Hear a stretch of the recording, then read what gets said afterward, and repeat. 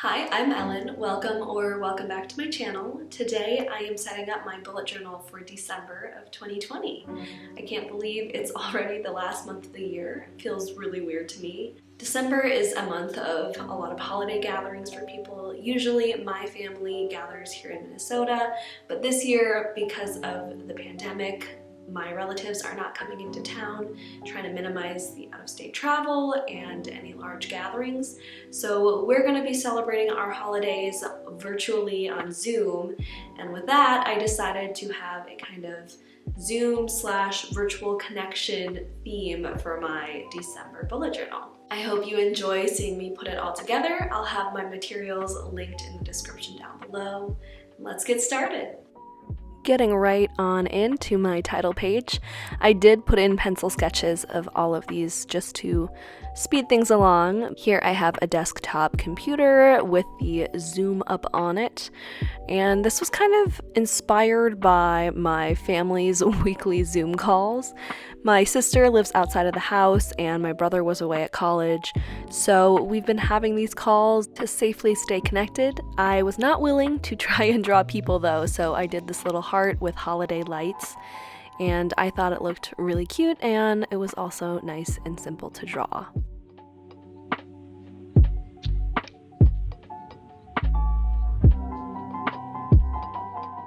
Now moving on to my monthly spread.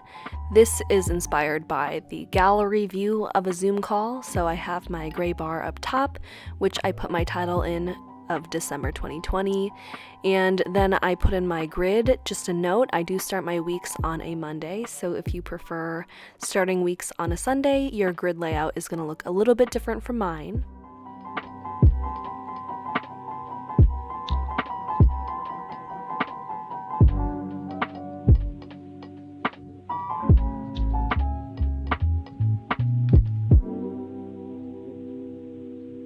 There is some empty space to the side of my grids, and I used that as a note section and kind of modeled it after how the chat function of a Zoom call looks if you're not in full screen mode.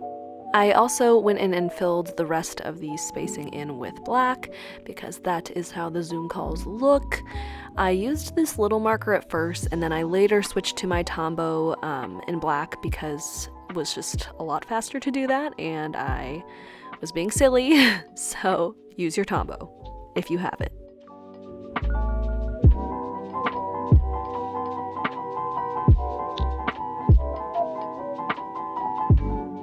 I added a little gray mark on the bottom of each of the boxes. I thought it kind of looked like a participant name tag in a Zoom call, so I'm going to put in the numerical day of the month in each of those little gray sections. There is extra space at the bottom of this monthly spread, and I'm not really sure if I'm going to do anything with it or not, but we will see.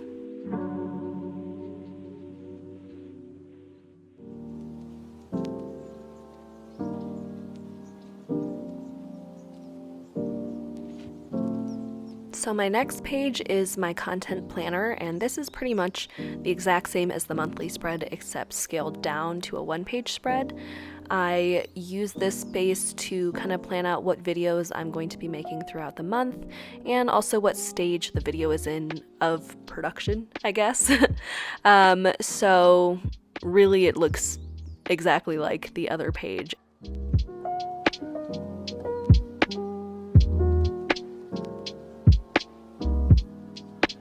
The bottom part is slightly different, so in this gray section I'll fill in like name of the video, and then I'll also put in different steps like filmed, rough cut, text, voiceover, that kind of stuff, and I'll mark off as each step of that video is completed.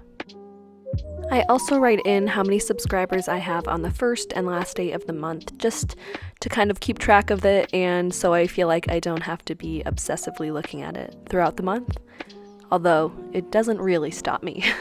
My camera really cutely decided not to focus in honestly a lot of my clips, but this was for my gratitude page, and again I'm using the kind of participant name tag style. Not that you can see it at all, but I'm just writing gratitude in that gray rectangle. And that's all I do for the setup of this page because I end up filling it in throughout the month. And there's where I noticed it wasn't focused, and you get a little look at it.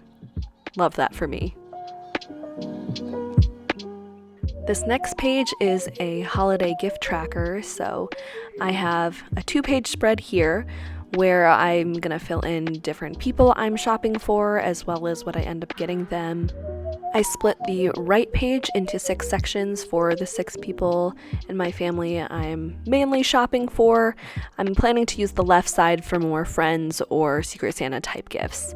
Because I am kind of distant from most of my friends right now, a lot of the gifts will be purchased online and shipped to them, so that's why you'll see a little tracker sort of thing where I mark if I've ordered an item, if I've received it from that retailer, if I have packaged and wrapped it to send out to them, and then if I've mailed it to the recipient.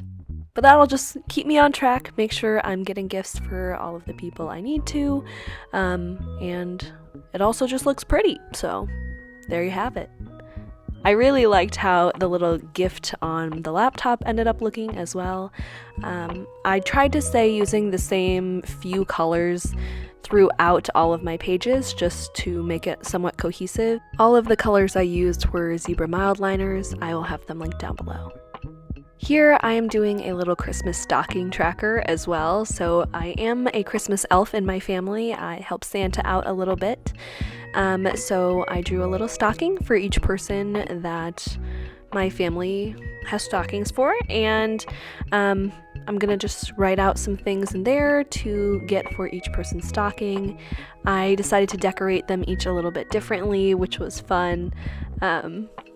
Yeah, I don't know, I thought it ended up cute. And then because I don't need that much space, I used the bottom half of this page to do my habit tracker.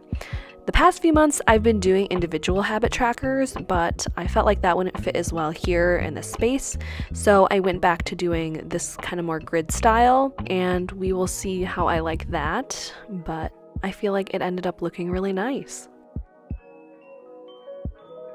Finally, we are moving on to my first weekly spread. I am starting off with a little doodle in the corner, and it's a mobile phone, and using inspiration from the group FaceTime aesthetic. I wrote December in there, and then I'm adding in some different color markings to add a month at a glance and a step tracker later on. Between these blue lines is where I do my hourly tracking for each day, and then on the bottom section under the thin blue line is where I put my to-dos.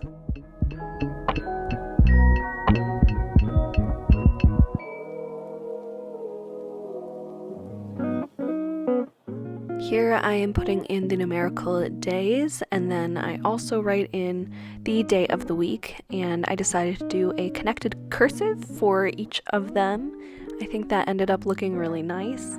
Here I'm filling in the hours of the day that I like to track, so I usually go from 8 a.m. until 11 p.m. I don't necessarily do things during all of those hours or am even awake for all of those hours, but it's nice to have the options open for when I'm planning things. With that done, we are ready to do a flip through of all of the pages for December. There's my title page and my month page in that gallery view zoom look, a content planner and a gratitude page, my holiday gift tracker,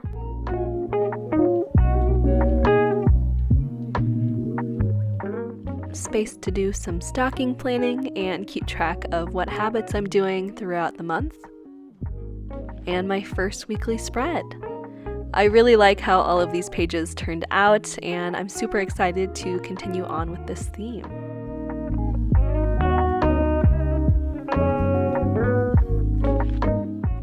Thank you so much for watching me set up my bullet journal for December. I hope you enjoyed seeing how I ended up setting mine up, as well as some of my gift planning spreads.